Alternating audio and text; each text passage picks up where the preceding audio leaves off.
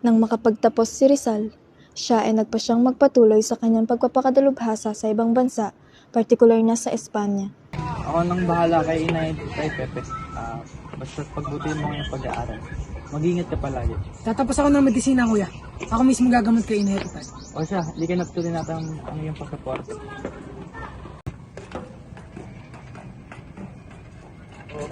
Dito na pala kayo.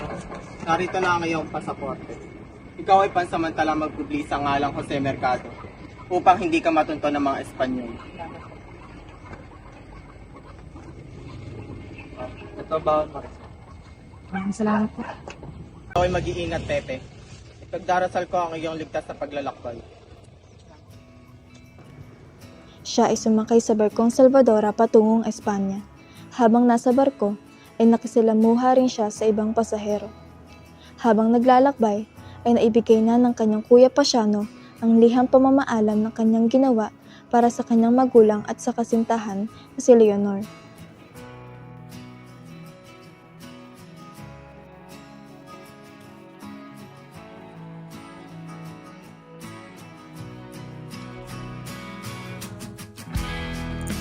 Inay, Itay, patawarin niyo po sana ako sa aking nagawa. Maaaring kayo ay magalit ngunit gusto ko lamang na matulungan si Inay. Huwag kayong mag-alala sa akin. Pagbubutihan ko ang aking pag-aaral at gagamutin kita, Inay. Mahal na mahal ko kayo.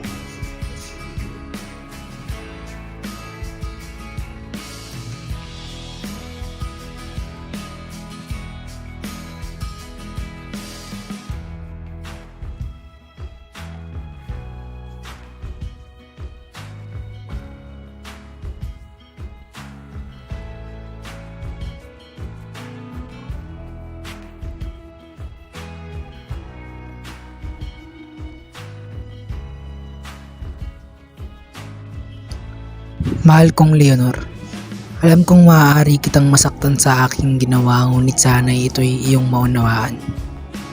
Hanggang sa muli nating pagkikita, aking mahal.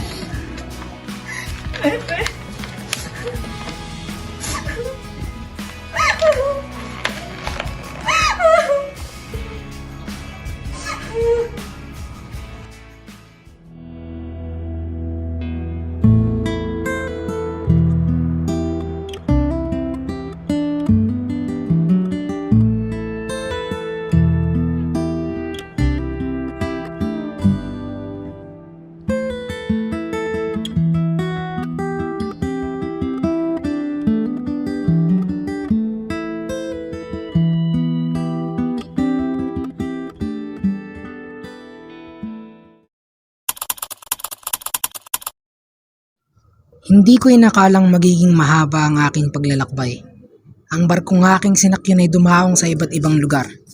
Sa Singapore, Ceylon, Ehipto, Italia at Pransya. Sa loob ng ilang araw na paglalakbay at pagmamasid ay iba't ibang tao at kultura ang aking nakita at nakasalamuha.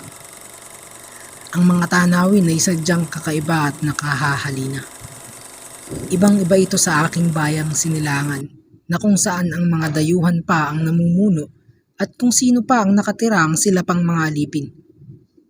At sa wakas ay nakarating na rin ang Barcelona, Espanya.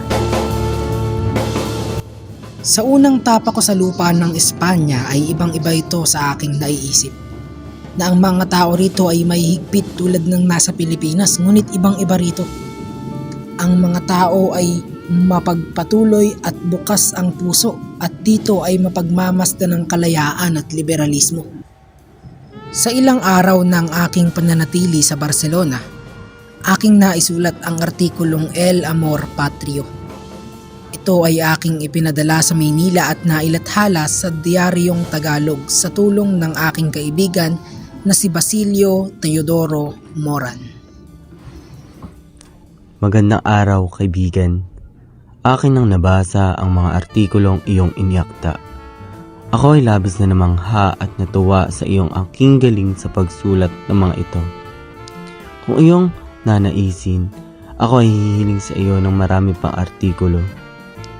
Ang iyong talento sa pagsulat ay kamangha-mangha at marapat na mabasa ng mga tao. Pagbati, Rizal. Hanggang sa muli. Sa ilang araw na panatili ko sa Barcelona, ako ay nagpasyang pumunta sa Madrid upang doon ipagpatuloy ang aking pag-aaral. Siya ay nag-aral at nagtapos ng medisina at filosofiya at letra sa Universidad Central de Madrid at nakakuha ng lisensya sa paggagamot. Dito ay nakilala niya si Consuelo Ortiga y Perez, kung saan ay umusbong ang relasyon sa dalawa. Ngunit hindi kalaunan ay kinailangan din niyang itigil para sa kaibigan niyang si Eduardo Delete na mayroong lihim na pagtingin kay Consuelo.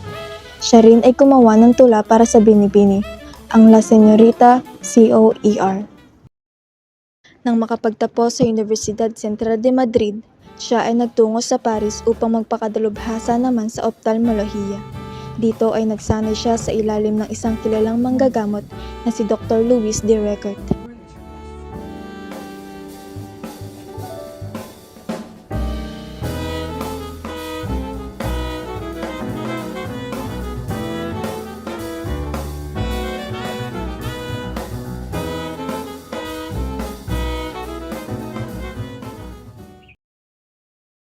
Matapos ang pag-aaral sa Paris, siya naman ay lumipat sa Heidelberg, kung saan siya ay nagtrabaho sa University Eye Hospital upang sanayin at palawakin ang kanyang kaalaman sa ophthalmolohiya.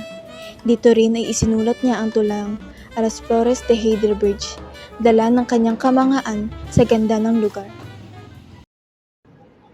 Matapos ang ilang buwang paglalakbay, si Rizal ay nagtungo sa Berlin.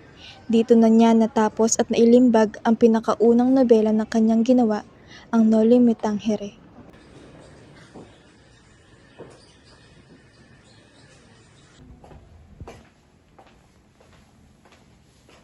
Good morning, sir. Good morning.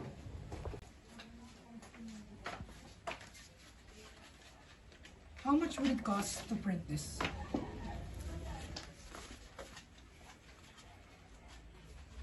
It will cost 300.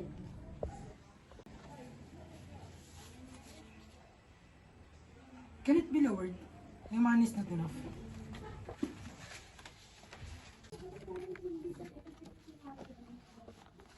Sorry. We could not.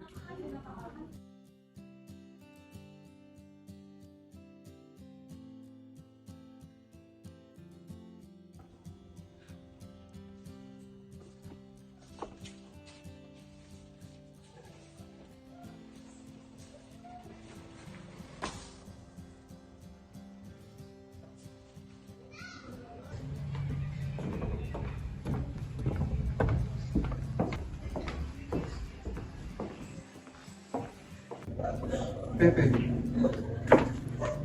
Taas ng lagnat. Tayo.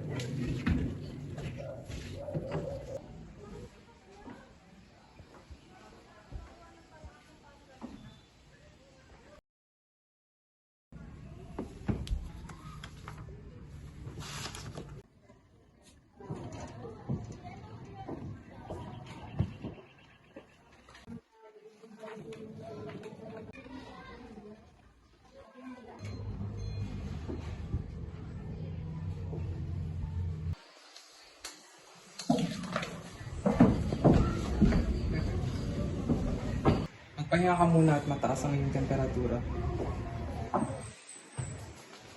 Nga pala, ito ba ang iyong nobelang ginawa? Oo. Nais ko sana itong maipalimbag upang maipadala sa Pilipinas.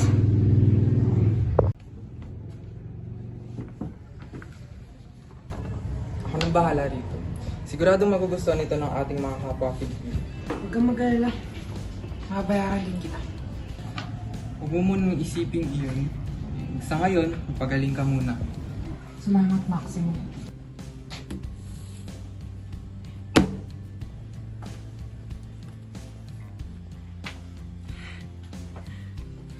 Maraming salamat, kaibigan.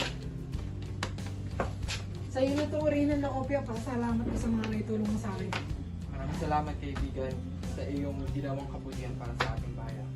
Makalipas ang ilan pang buwan na pamamalagi at pagpasyal ni Rizal sa bansang Europa, siya ay nagpasya ng bumalik sa Pilipinas dahil sa nalamang lumalala na ang sakit sa mata ng kanyang ina.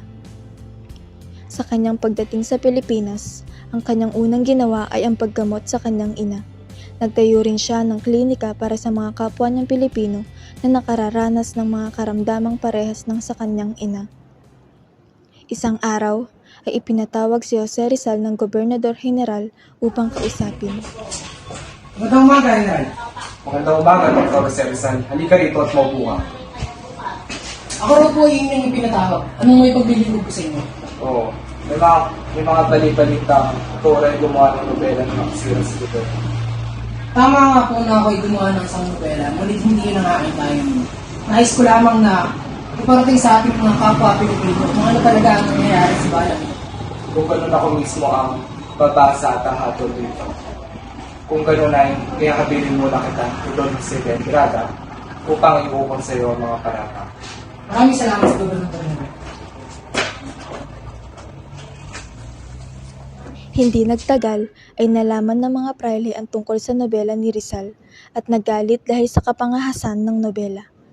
Nakatanggap din ng pagbabanta ang pamilya at mga kaibigan ni Rizal dahilan upang siya ay magpasya na umalis muli ng Pilipinas. Nakakabahala ang mga pahayag sa nobelang ito. Nawa ay hindi ito makaapekto sa mga mamamayan at mananampalataya sa simbahang Katoliko.